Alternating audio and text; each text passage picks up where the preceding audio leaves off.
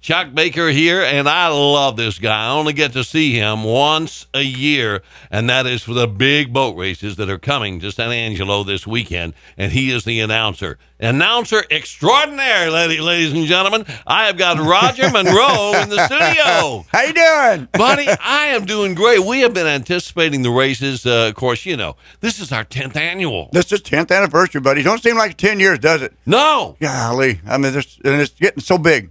Getting so big and so much better. Oh, it is incredible, the level of talent that comes here and the number of people and how far they come from. You got people from everywhere. I mean, this is the premier race in the country. I mean, racers will give up another race just to make sure that they got the stuff to make this race. You know, I know that they do love our track so very much, and explain why that is. Well, it's a very protected track. Wind doesn't bother it very much at all. With a lot of places, you know, one of the big enemies of boat racing is wind. Right. You know, you can't have too much of a chop on it. Nice little bit of a chop is good. Too much chop is dangerous. But then, you know, the hospitality here in San Angelo. I mean, these people, this town rolls out the red carpet like nowhere in the country.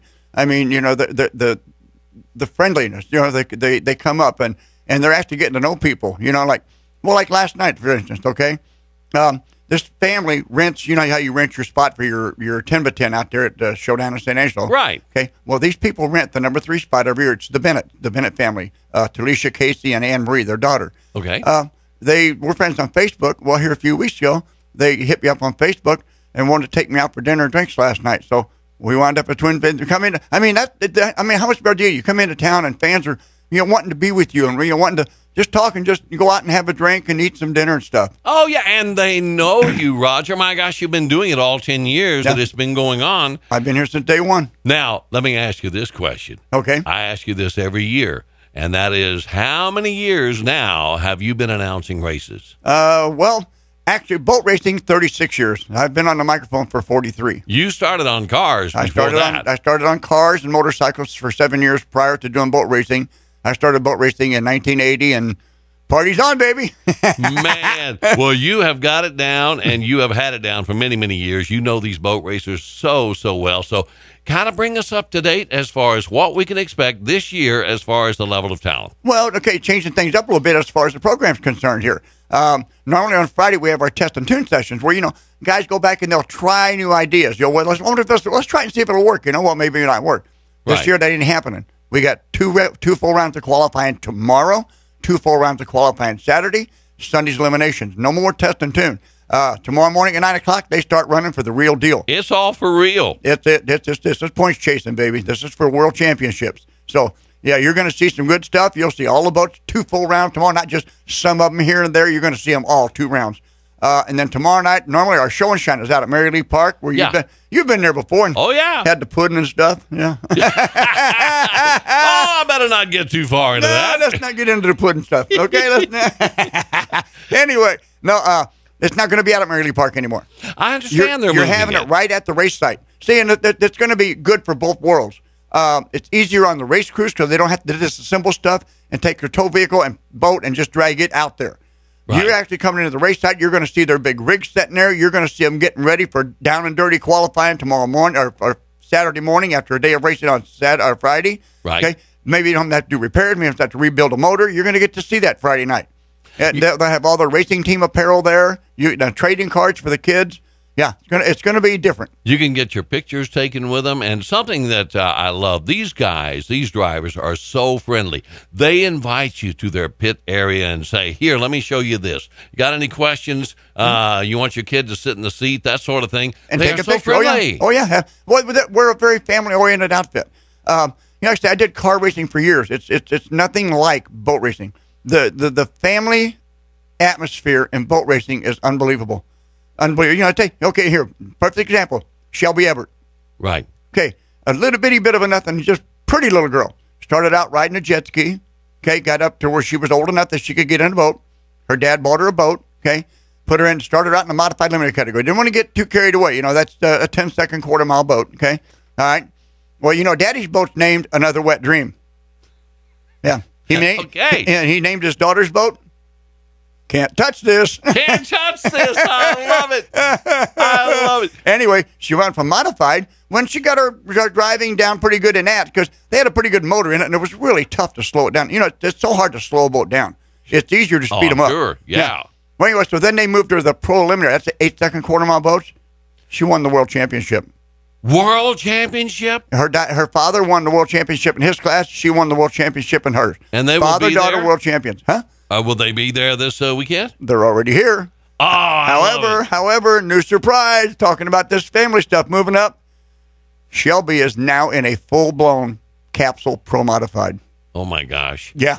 These boats are so incredibly fast. Tell me about how many, for one thing, as far as will be here. The big boys, the top... top fuel hydros. I know, like last night, there's already 4 sitting out there. Okay. You got J. Hartunia's Whiskey River. Mm-hmm. Okay, Lee Warren's the new driver in that one. Nitrochondriac, Tommy Thompson's boat. Brian Stern doing the driving. You got Scott Palmer's Liquid Voodoo out there. Of course, the Spirit of Texas, Scotty Lambert and them. Eddie Knox, makes 5, sorry. Mad Max is back in the saddle for Eddie Knox and the Problem Child. Problem Child is back and got Mad Max back in the saddle. Last weekend, I was doing a race up in Grove, Oklahoma. Inaugural race, never been there before. Wanted to make sure the crowd was excited. Well, Tommy Thompson surprised everybody. Now, mind you, it cost these boats thousands and thousands and thousands of dollars to go down the 1,000-foot, even if they don't break anything. Yeah, that's just one time. If they break something, it goes up dramatically. Well, right. Tommy Thompson brought his top fuel hydro nitrochondriac to Oklahoma last weekend just to make an exhibition pass for the crowd so they could see what it's like. Laid down a 346, 257.29 miles an hour. Oh, man. Unbelievable. He strode some more bullets at it. Paint us a picture, if you would. Anybody who has never seen those big boys run like that, what happens from the time they come out of the hole? They are side by side. Yep. Anything could happen. If you're standing on solid ground. These boats are out on the water, and when they go by, they will literally shake the ground under your feet, and you will feel the thumping in your chest from the nitro burning. You figure 2 boats together, that's 20,000 horsepower in front of you. Each one of these boats sucks fuel at the rate of 1.5 gallons per second. Per second? Per second. Wow.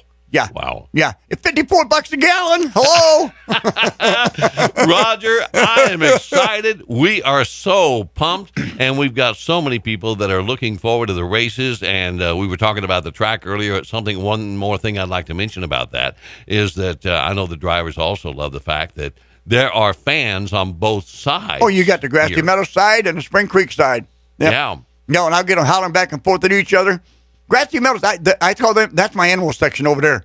Yeah, that's the animal. They get crazy, I know. Grassy Meadows side, let me tell you, them people there for one thing, boat racing and fun. And they have their fun over there, baby, let me tell you. Well, I know that you get them going back and forth as far as like, all right, let me hear you from the Grassy Meadow side, let me hear you over here, and you'll get them going. What was it, 4 years ago, I proposed to a woman over the PA system. Yes. Undergraduate. Yeah. I got a note from the other side that said, Roger, here, would you please do this proposal for me? I'm thinking, now, wait a minute, this is not a trick bag. I'm not going to leave here married, am I? No. Anyway, yeah, and they got married. He proposed, I guess she accepted because next year they were married. Folks. But, here's what's happening. Okay, qualifying starts at 9 o'clock tomorrow morning. Okay. Run 2 full rounds, probably done about between 4 and 5 is a good day of racing. All right. Saturday morning, 9 o'clock, 2 rounds of qualifying again, finish about 4 or 5. Sunday morning, chapel service, 8:30, somewhere in there. If you don't want to miss church, you don't want to miss boat racing, we have our chapel service right there with Racers for Christ. It's open to spectators and racers. It's non-denominational.